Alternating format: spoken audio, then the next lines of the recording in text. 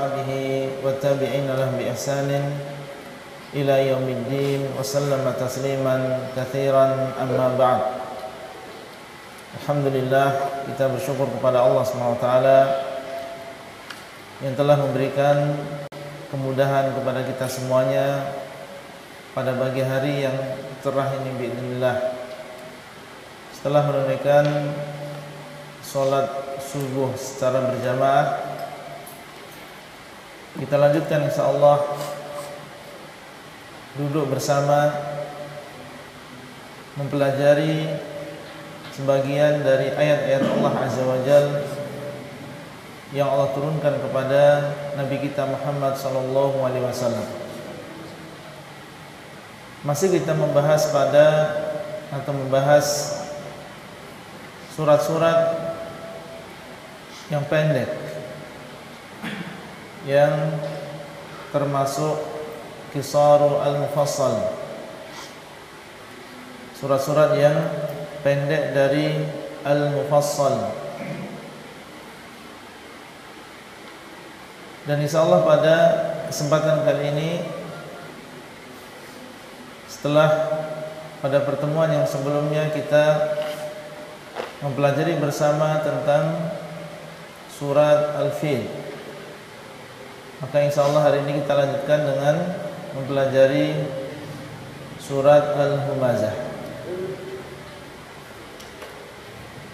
Dan sebelum kita lebih dalam memahami satu persatu dari ayat yang Allah SWT sebutkan dalam surat Al-Humazah ini, kita mendengar terlebih dahulu satu orang mungkin membaca suratnya. Ya, silakan. Satu orang baca nggak apa-apa. Nah, fadhal.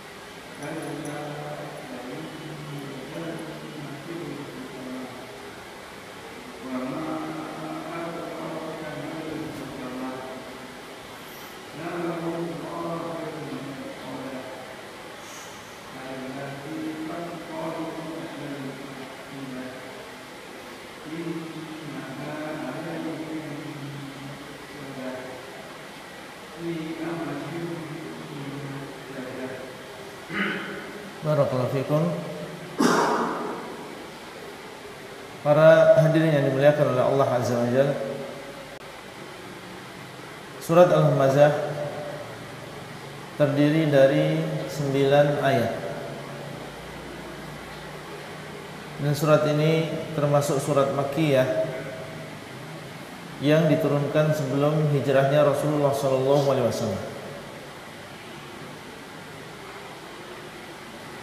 Ada yang mengatakan bahwasanya ayat ini atau surat ini sababun nuzulnya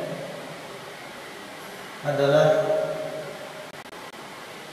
adanya sebagian orang-orang musyrikin yang mereka di awal dakwah Rasulullah SAW kerjanya adalah mengganggu dakwah beliau dengan ucapannya, dengan perbuatannya, menghina dan mencela Rasulullah SAW.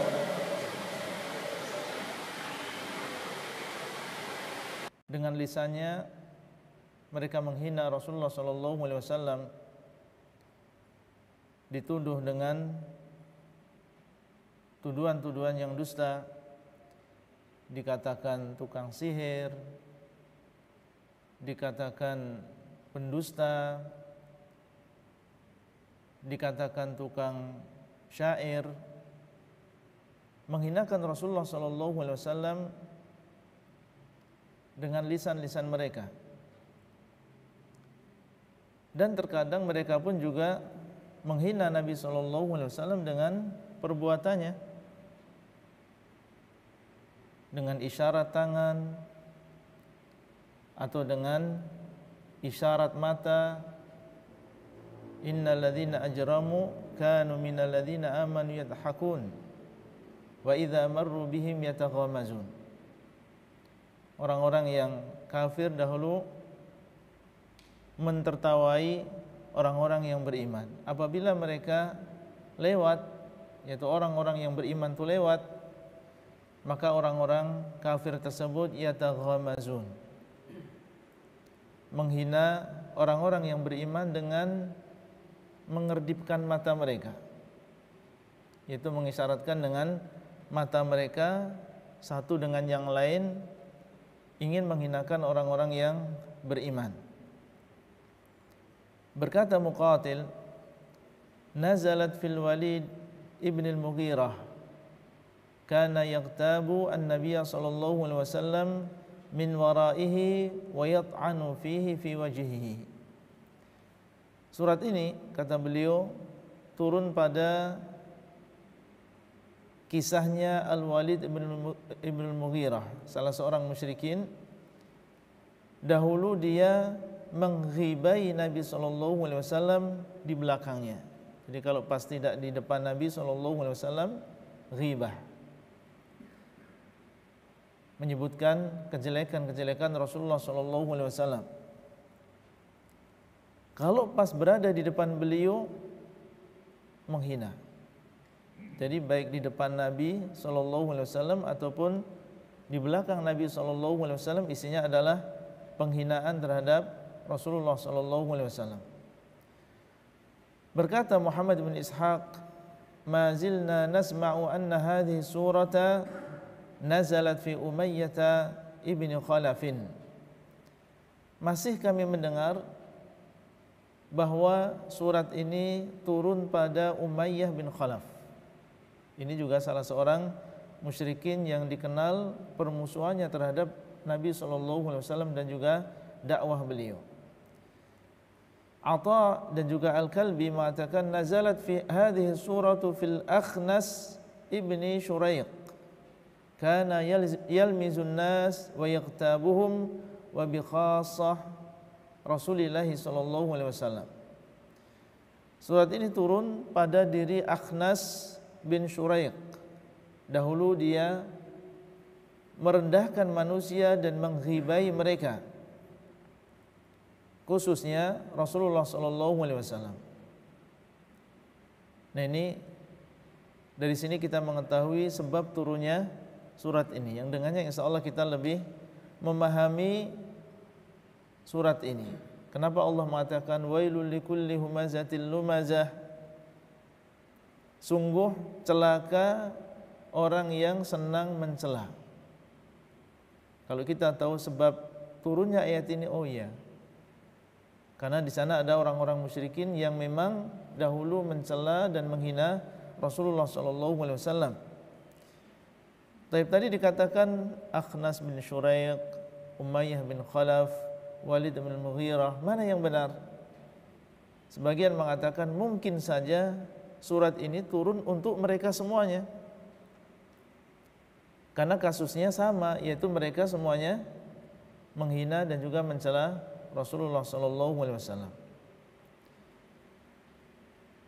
Kemudian Allah mengatakan dalam ayat yang pertama, wailul likulli humazatil lumazah. Wail artinya adalah kecelakaan, bencana, musibah yang besar, azab yang besar. Dan ini adalah sebuah kata di dalam bahasa Arab yang menunjukkan ancaman. Ini ancaman bagi orang yang memiliki sifat berikut ini. Wailun likulli humazatil lumazah. Kecelakaan bencana yang besar di hari kiamat bagi setiap humazatil lumazah. Allah mengatakan likulli, setiap. Sehingga kalau tadi ada ulama yang mengatakan surat ini turun pada kisahnya Umayyah dan juga Walid dan juga Akhnas, karena memang Allah mengatakan likulli, setiap orang yang dia mencela. Humazah dan juga lumazah kalau diartikan dalam bahasa kita maknanya sama, yaitu mencela, menghina, meremehkan orang lain. Tapi sebagian ulama membedakan, kalau humazah itu mencela dengan perbuatan, menghinakan orang lain dengan perbuatan. Dan ini contohnya seolah masing-masing dari kita tahu. Misalnya seseorang mengisyaratkan dengan tangannya seperti ini, ya, ini termasuk penghinaan, ya, atau dengan menunjuk-nunjuk misalnya, ini termasuk penghinaan juga. Dan cara-cara yang lain, atau dengan mata, atau dengan lidah, lidahnya dijulurkan, ini masuk dalam humazah, menghinakan orang lain dengan perbuatannya. Kalau lumazah, menghinakan orang lain dengan lisannya, yaitu dengan ucapannya. Ya, dikata-katai, dicela dengan lisannya, maka ini dinamakan dengan lumazah. Bolehkah seseorang melakukannya demikian? Tentunya di dalam Islam ini adalah sesuatu yang sangat-sangat tercela. Nabi SAW mengatakan, al-muslim akhul muslim la yahqiruh. Seorang muslim itu adalah saudara muslim yang lain, tidak boleh dia menghinakan orang muslim yang lain. Kita adalah bersaudara, innamal mu'minuna ikhwah. Dan Allah mengatakan, ya ayyuhalladzina amanu la yaskhar qaumun min qaumin asa an yakunu khairan minhum. Wahai orang-orang yang beriman, janganlah sebagian kaum menghinakan sebagian yang lain, mencela sebagian yang lain, mungkin orang lain tersebut lebih baik daripada yang mencela. Wala nisaun min nisa'in asa an yakunna khairan minhunna. Dan jangan sampai sebagian wanita menghina sebagian wanita yang lain, mungkin yang dihina itu lebih baik daripada yang menghinanya. Dan ini termasuk kesombongan yang disebutkan oleh Nabi SAW, la yadkhulul jannata man kana fi qalbihi mithqalu dzarratin min kibr. Tidak akan masuk ke dalam surga orang yang di dalam hatinya ada kesombongan. Sebagian sahabat menyangka bahwasanya sombong itu kalau sandalnya baik, rapi dalam memakai pakaian. Maka Nabi SAW menyebutkan hakikat dari kesombongan yang sebenarnya. Al-kibru batarul haqq wa ghamtun nas. Sombong yang sebenarnya adalah ketika seseorang menolak kebenaran, tahu itu adalah hak, itu adalah benar dari Allah Azza wa Jal, al-haqqu mir rabbik, kemudian dia menolak kebenaran tersebut. Ini namanya sombong. Dan yang kedua adalah ghamtun nas, meremehkan manusia. Meremehkan manusia dari sisi misalnya kedudukan dan status sosial. Siapa kamu? Aku adalah demikian, dan antum siapa? Melihat manusia dari kedudukannya, atau melihat manusia yang lain dari sisi harta yang dia miliki. Dia bukan orang yang punya, dia bukan seorang pengusaha, akhirnya memandangnya dengan sebelah mata. Maka ini termasuk ghamtun nas. Dan di dalam Islam, kedudukan di sisi Allah itu bukan diukur dari jabatan dan juga bukan dari harta dunia, tapi dari sisi ketakwaan. Alhamdulillah. Ya, dari sisi ketakwaan. Semakin kita bertakwa, semakin mulia dan semakin tinggi kedudukan seseorang di sisi Allah.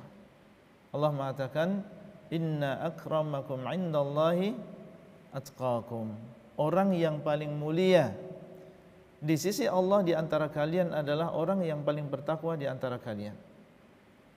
Kalau seseorang meskipun dia adalah seorang yang miskin, tapi dia lebih bertakwa, maka itulah yang lebih mulia di sisi Allah. Seorang yang dipandang oleh manusia dia tidak, enggak ada yang memandangnya, tapi ternyata dia adalah seorang yang sangat dekat dengan Allah, menjaga kewajibannya sebagai seorang muslim, ketaatannya kepada Allah dan juga Rasulnya, kewajiban dia kepada makhluk juga dia laksanakan, tidak dia sia-siakan. Maka orang yang demikian lebih mulia daripada seseorang yang mungkin dia punya harta, punya kedudukan, tapi ternyata dia tidak bertakwa kepada Allah Azza wa Jalla. Wailul likulli humazatil lumazah. Celaka bagi orang yang senang mencela dengan perbuatannya maupun dengan lisannya. Kemudian Allah mengatakan, alladzi jama'a malahu 'addadah. Orang yang dia mengumpulkan harta dan menghitungnya. Sifat yang lain yang dimiliki oleh orang ini adalah dia senang mengumpulkan harta. Dalam masalah dunia, nomor satu, mulai dari kerakusannya, ketamakannya, dari semenjak dia bangun tidur sampai dia tidur lagi, yang ada dalam pikirannya adalah dunia. Karena tadi itu hubungannya dengan ayat yang pertama, dia menganggap bahwasanya kedudukan itu ya dengan harta. Kalau anak punya harta, anak akan dihormati oleh keluarga, akan disegani oleh masyarakat, akan didudukkan di posisi yang tinggi, setiap ada pertemuan anak didahulukan. Dan kalau anak punya harta, anak bisa lakukan apa saja. Apa yang saya mau bisa saya lakukan kalau saya punya harta. Dia menganggap harta ini adalah segalanya, yang dengan harta ini segala sesuatu bisa dia lakukan. Sehingga dia pun tidak heran jama'a amalan. Dia kumpulkan setiap hari, ya, dapat omsetnya berapa, keuntungannya berapa, dia kumpulkan satu demi satu, ya, rupiah demi rupiah, dolar demi dolar, real demi real. Jama' amalan, dia kumpulkan harta tapi dengan cara yang rakus, tamak. Wa'addadahu, dan dia menghitung-hitung.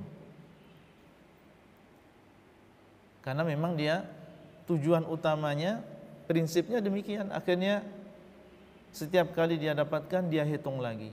Sudah berapa nih harta? Oh sudah 100 juta. Oh akhir minggu ini sudah naik 130 juta. Dia berharap 5 bulan lagi uang anak sudah 1 miliar dan seterusnya. Menunjukkan bahwasanya orang ini selain dia memiliki sifat suka mencela dan menghinakan orang lain, di dalam hatinya ada kecintaan yang luar biasa terhadap dunia ini. Memandang dunia ini adalah segalanya. Dan memang biasanya demikian. Orang yang suka mencela, kita lihat sikapnya terhadap dunia demikian rakusnya dan tamaknya dia. Pada ayat selanjutnya sampai sangat parahnya keyakinan dia dan kerakusan dia terhadap dunia, Allah mengatakan yahsabu annama lahu akhladah. Dia menyangka bahwasanya harta yang dia kumpulkan, yang dia hitung-hitung tadi, itu akan mengekalkan dia, menjadikan dia banyak angan-angan, menjadikan dia atau di dalam pikirannya dan di dalam hatinya bahwasanya dengan harta tersebut, kalau ana dapatkan, maka ana bisa lama tinggal di dunia ini. Ya, siapa yang tidak ingin tinggal di dalam keadaan dia bersenang-senang, dalam keadaan dia bernikmat-nikmat. Dia menyangka bahwasanya dengan harta tersebut dia akan kekal di dunia ini.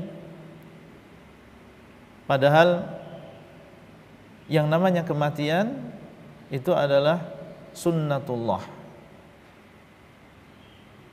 untuk semua manusia. Yang kekal hanyalah Allah Azza wa Jalla. Harta yang didapatkan oleh seseorang tidak akan mengekalkan seseorang di dunia ini. Allah SWT dialah yang mengatakan kullu nafsin dha'iqatul maut. Setiap jiwa akan merasakan yang namanya kematian. Jangankan manusia biasa, Nabi SAW dan juga para anbiya sebelumnya semuanya meninggal dunia. Ini adalah sunnatullah untuk seluruh manusia. Kullu nafsin dha'iqatul maut. Setiap jiwa itu akan merasakan kematian. Dan Allah mengatakan wa ma ja'alna li basyarin min qablikal khulda afa immitta fahumul khalidun. Dan Allah SWT tidak menjadikan bagi seorang manusia sebelummu kekekalan. Tidak ada manusia yang kekal. Sampai para anbiya sekalipun. Afa immitta fahumul khalidun. Seandainya engkau wahai Muhammad meninggal, apakah mereka kemudian akan kekal selamanya? Tidak, semuanya akan kembali kepada Allah. Inna lillahi wa inna ilaihi raji'un. Kita semuanya adalah milik Allah dan kita semuanya akan kembali kepada Allah. Demikian keadaan orang-orang yang rakus terhadap dunia. Dia menyangka bahwasanya dia akan kekal di dunia dan lupa bahwasanya kelak dia akan meninggalkan harta tersebut.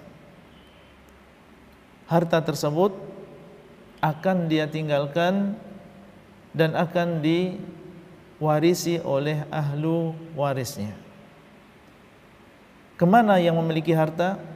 Dia akan menghadap Allah dan akan dimintai tanggung jawab oleh Allah Azza wa Jalla dari harta yang selama ini dia kumpulkan di dunia. Min aina iktasabahu wa fima anfaqah. Dari mana dia dapatkan harta tersebut? Orang kalau rakus dan tamak, dia tidak peduli apakah harta yang dia dapatkan itu halal atau haram. Yang penting dia jamak, yang penting dia mengumpulkan uang sebanyak-banyaknya, ya, supaya dihormati, supaya disegani, supaya bisa melakukan segala sesuatu yang dia inginkan. Enggak peduli apakah itu halal atau haram. Padahal itu akan ditanya oleh Allah di hari kiamat. Min aina iktasabahu? Dari mana dia dapatkan harta tadi? Haram atau halal? Meskipun 1 rupiah, meskipun 1 rupiah. Meskipun sesuap nasi, meskipun sesuap nasi. Harta yang sampai kepada kita akan ditanya dari mana kita dapatkan harta tersebut. Bukan hanya dari mananya, untuk apa kita gunakan? Wa fima anfaqahu. Di dalam perkara apa diinfakkan harta tersebut? Apakah untuk bermaksiat, membeli A atau B atau C yang dia gunakan untuk melihat sesuatu yang diharamkan oleh Allah, mendengar sesuatu yang diharamkan oleh Allah, atau digunakan untuk silaturahim, untuk membantu orang yang kesusahan, untuk safar ke daerah yang lain demi untuk menyambung kekeluargaan dengan kerabat, atau untuk umroh, untuk haji, atau untuk beli bensin demi untuk menghadiri majelis ilmu, atau amal soleh yang lain. Apakah dia gunakan harta tersebut untuk amal soleh atau untuk kemaksiatan? Ini adalah menunjukkan tentang pentingnya seorang muslim memperhatikan tentang masalah harta ini. Apakah kemudian seorang muslim dilarang dia untuk bekerja, dilarang dia untuk mencari uang? Kita katakan boleh, tidak masalah seseorang bekerja, karena Allah SWT memerintahkan kita. Bukankah Allah SWT dialah yang mengatakan, فَإِذَا قُضِيَتِ الصَّلَاةُ فَانْتَشِرُوا فِي الْأَرْضِ وَابْتَغُوا مِنْ فَضْلِ اللَّهِ. Kalau sudah selesai sholat, yaitu sholat Jumat, maka hendaklah kalian menyebar dan carilah karunia dari Allah. Kalau kita lihat buku-buku tafsir, maksudnya kita suruh bekerja, berdagang, mencari uang, mencari rezeki, silahkan, tidak masalah. Dan Nabi SAW menyebutkan, la ay yahtatiba ahadukum bihatabin thumma yamshi ila suq wa yabi'uhu khairul lahu min ay yas'ala an-nas a'tawhu aw lam yu'tuhu, atau kama qala sallallahu alaihi wasallam. Sungguh salah seorang di antara kalian mencari kayu bakar, kemudian dia pergi ke pasar dan dia jual, itu lebih baik daripada dia meminta-minta kepada manusia, baik diberi oleh mereka ataupun tidak diberi oleh mereka. Apa yang bisa kita ambil di sini? Islam mengajarkan kita untuk berusaha dan juga bekerja. Karena bagaimana seseorang bisa beribadah kalau dia tidak bekerja? Beribadah ini butuh tenaga. Sholat juga butuh tenaga. Orang mau menuntut ilmu butuh uang untuk beli buku, beli pulpen, beli buku tulis. Caranya bagaimana? Ya kita bekerja untuk mendapatkan uang tersebut. Itu lebih baik bagi dia daripada dia meminta kepada manusia, baik diberi oleh manusia ataupun tidak diberi oleh manusia. Para nabi dahulu mereka bekerja. Bahkan ada di antara mereka yang menjadi tukang kayu. Ya, bekerja sebagai tukang kayu. Nabi Musa alaihissalam pernah menjadi penggembala kambing untuk Sahibu Madian, sampai akhirnya dinikahkan oleh Sahibu Madian dengan salah seorang di antara putrinya. Intinya boleh bagi kita untuk bekerja, silahkan, dan itu diperintahkan. Cuma harus memperhatikan beberapa perkara. Pertama, kita harus tahu bahwasanya rezeki yang kita tulis sudah ditulis oleh Allah, sudah ditakdirkan oleh Allah 50.000 tahun sebelum Allah SWT menciptakan langit dan juga bumi. Kita mau berusaha apapun, tidak mungkin uang yang kita dapatkan lebih dari apa yang sudah Allah tuliskan. Sehingga jangan menjadi orang yang rakus. Silahkan kita bekerja dan yakin apa yang Anda dapatkan hari ini sudah ditulis oleh Allah. Dan dalam sebuah hadis Nabi mengatakan, fa'ajmilu fit talab, maka hendaklah kalian perbaiki bagaimana cara mencari rezeki tersebut. Iya. Kemudian yang kedua diantaranya adalah silahkan mencari rezeki dengan cara yang dihalalkan oleh Allah Azza wa Jalla. Jadi tidak boleh rakus. Kita harus yakin bahwasanya rezeki ini sudah ditakdirkan oleh Allah. Kemudian yang ketiga kita mencari harta yang dihalalkan oleh Allah Azza wa Jalla. Setelahnya Allah mengatakan, kalla la yumbadanna fil hutamah. Sekali-kali tidak. Sungguh orang yang suka mencela tadi akan dilempar. Dan ini penghinaan. Akan dilempar di dalam al-hutamah. Al-hutamah ini adalah nama di antara nama-nama neraka. Apa makna dari hutamah? Hutamah artinya adalah yang menghancurkan. Hatama dalam bahasa Arab artinya adalah menghancurkan. Hutamah artinya adalah yang menghancurkan. Karena orang yang masuk ke dalam al-hutamah, ke dalam neraka, hancur dia. Hancur. Ya, diazab dengan azab yang sepedih-pedihnya. Akan matang jasadnya dan disiksa oleh Allah Azza wa Jalla yang disebutkan dalam ayat fa yauma idzin la yu'adzibu 'adzabahu ahad. Pada hari itu tidak ada yang mengazab seperti azabnya Allah. Di dunia mungkin kita pernah lihat potongan video bagaimana penyiksaan yang terjadi di sebagian daerah. Orang di luar Islam menyiksa orang Islam, atau penguasa menyiksa rakyatnya. Sepedih-pedihnya azab siksaan yang kita lihat di dunia, ketahuilah bahwasanya itu tidak ada apa-apanya dibandingkan dengan azab yang ada di akhirat. Sehingga Allah mengatakan fil hutamah, di dalam neraka yang akan menghancurkan. Yang menghancurkan orang-orang tersebut, orang musyrik, dan dia menghina, dan dia adalah orang yang rakus dengan dunia, mengingkari adanya hari kiamat. Apa akhir kembalinya? Akhir kembalinya adalah al-hutamah. Innal ladzina kafaru min ahlil kitab wal musyrikin fi nari jahannam. Sesungguhnya orang-orang yang kafir dari kalangan ahlul kitab dan juga orang-orang musyrikin, maka tempat kembali mereka adalah di dalam jahannam. Wa ma adraka mal hutamah. Jadi bukan disuruh masuk, tapi layum badanna, akan dilemparkan. Dan ini adalah bentuk penghinaan dan dilemparkan ke dalam tempat yang penuh dengan siksaan. Wa ma adraka mal hutamah. Tahukah engkau apa yang dimaksud dengan hutamah?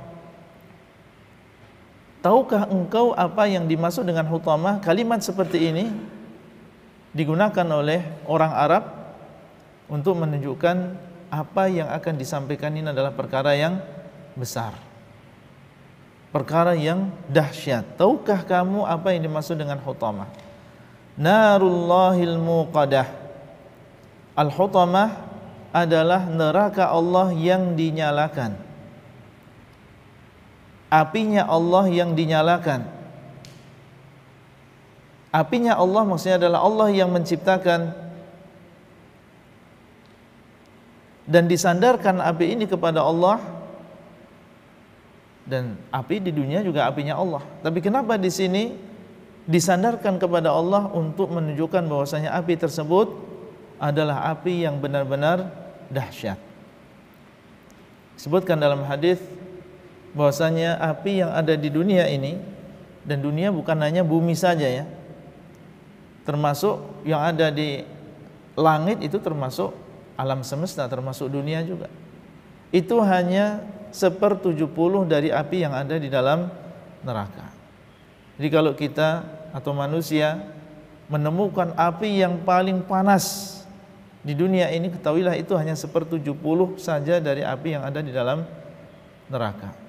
Api yang ada di dapur kita nggak kuat untuk menaruh ujung jari kita selama 5 menit.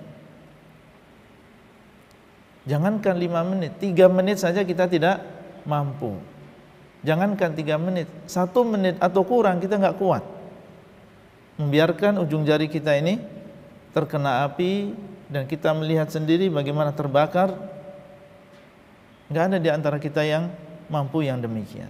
Ternyata, dan itu bukan yang paling panas di dunia ini, ada yang lebih panas. Ada api yang berwarna merah, ada api yang berwarna biru, itu lebih panas lagi. Ternyata itu semua hanya 1/70 dari api yang ada di dalam neraka. Narullah, ini adalah apinya Allah dan disandarkan kepada Allah, menunjukkan tentang dahsyatnya. Al-muqadah, yang dinyalakan. menyala-nyala. Dia bukan sesuatu yang kecil, tapi dia adalah menyala-nyala, berkobar-kobar, menunjukkan tentang panasnya. Sampai disebutkan dalam ayat yang selanjutnya, allati tattali'u 'alal afidah. Api tersebut panasnya dan siksaannya sampai masuk ke dalam al-afidah. Ada yang mengatakan al-afidah ini adalah intinya jantung. Al-qulub, dalamnya jantung atau intinya jantung. Dan itu adalah tempat yang paling dalam berarti. Nah, kalau intinya jantung saja, allati tattali'u 'alal afidah, ternyata api tersebut panasnya dan siksaannya dirasakan sampai ke dalam jantung. Lalu bagaimana dengan bagian-bagian tubuhnya yang lebih luar daripada itu? Berarti sudah hancur kulitnya, dagingnya, tulangnya. Baru setelah itu sampai kepada dalam jantungnya. Dan ini menunjukkan tentang bagaimana dahsyatnya siksaan yang ada di dalam neraka, sampai dirasakan api tersebut di dalam jantung yang paling dalam. Padahal apakah dia meninggal dunia ketika api tersebut sampai ke dalam jantungnya? Kalau di dunia iya. Tapi kalau di neraka Allah telah menjadikan dan telah menetapkan kekekalan bagi mereka, dan mereka tidak akan meninggal dunia. Sepedih apapun siksaan yang ada di sana, enggak ada kematian. Karena kematian disebutkan dalam hadis telah disembelih. Jadi sudah tidak akan ada lagi kematian. Yang penduduk surga selamanya di dalam surga, yang di neraka juga selamanya di dalam neraka. Makanya orang-orang yang masuk ke dalam neraka, mereka berangan-angan seandainya mereka mati. Wa nadau ya Malik liyaqdi alaina rabbuk. Malik dipanggil oleh penduduk neraka, wahai Malik, supaya Rabbmu mematikan kami saja. Qala innakum makithun. Malik mengatakan, kalian itu akan kekal terus seperti ini. Ya, akan merasakan azab seperti ini, dan sepedih apapun azab yang menimpa kalian, kalian tidak akan meninggal dunia. Dan tentunya ini adalah siksaan yang sangat berat. Ya, seseorang kalau tersiksa kemudian mati, selesai sudah, nggak merasakan lagi. Tapi ini terus merasakan. Bahkan ketika sudah rusak, dagingnya dikembalikan oleh Allah. Kemudian disiksa dari awal, rusak dikembalikan lagi oleh Allah. Tsumma la yamutu fiha wala yahya. Kemudian dia tidak meninggal di dalamnya dan tidak hidup. Maksudnya tidak hidup normal. Hidup tapi tidak hidup normal. Kemudian Allah mengatakan innaha alaihim muqsadah fi amadin mumaddadah. Sesungguhnya api neraka itu adalah tertutup. Jadi mereka melihat neraka itu tertutup. Pertama, ini menunjukkan sangat panasnya. Ya, kalau kita dalam kamar tertutup, nggak ada AC, panas. Mungkin kita nggak bisa tidur kalau nggak ada AC. Tertutup, itu nggak ada apinya, padahal ini ada apinya dan tertutup, nggak ada jalan keluarnya.